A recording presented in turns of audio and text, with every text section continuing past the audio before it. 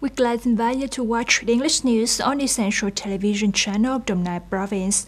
Ladies and gentlemen, the Import-Export Department Ministry of Industry increased said that the total import-export turnover of goods in the first half of 2024 is estimated to reach $369.6 billion USD, an increase of 16% over the same period last year.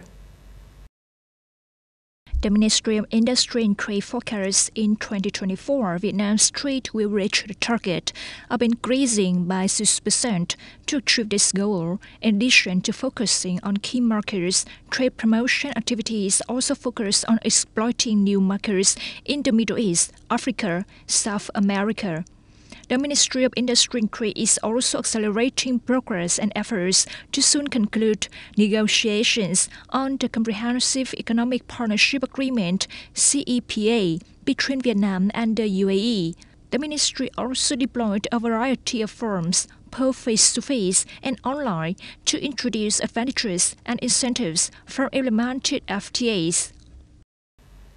Yesterday, the People's Committee of Đồng Nai Province organized a scientific conference on the current situation and solutions for technological transformation and improving Đồng Nai's industrial competitiveness.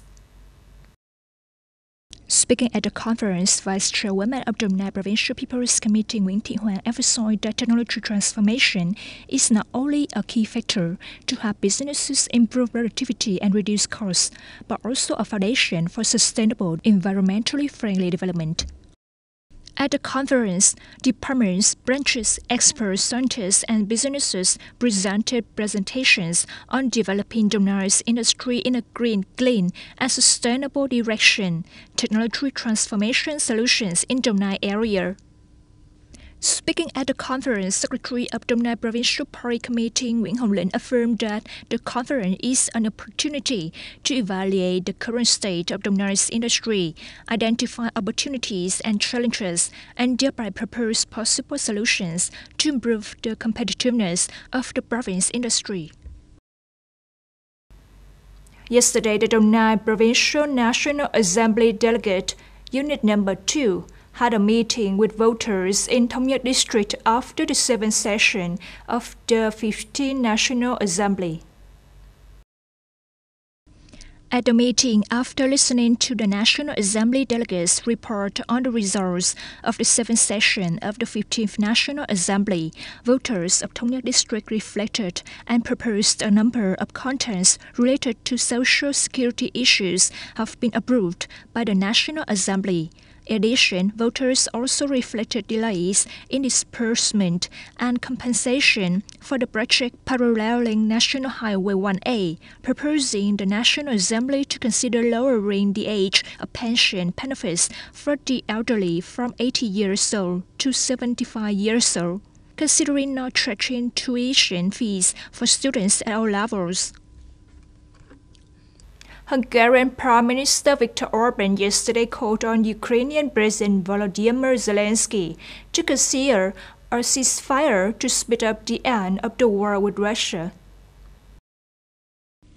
Mr. Orbán held talks with Mr. Zelensky yesterday during his first trip to Kiev in more than a decade. Responding to the press after the talks, Mr. Orbán said he asked Mr. Zelensky to think about a ceasefire.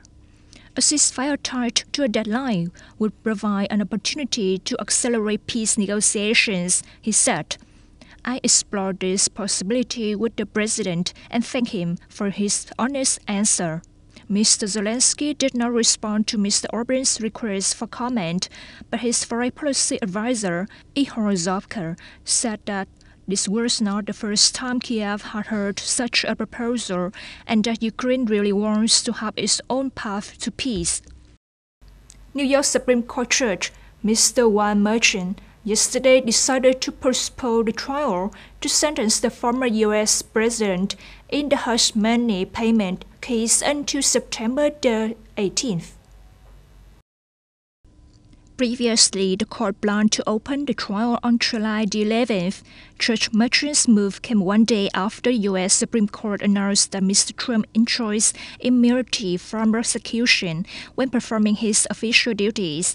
This ruling has significantly affected two other cases in which Mr. Trump was prosecuted, including the case of Special Prosecutor Jack Smith accusing Mr. Trump of plotting to overturn the results of the 2020 U.S. presidential election. Trump was indicted for allegedly storing classified documents at his private residence and for election interference in Georgia. You've just watched the English news on the Essential Television channel of Đồng Nai Province. Thank you for joining us and goodbye.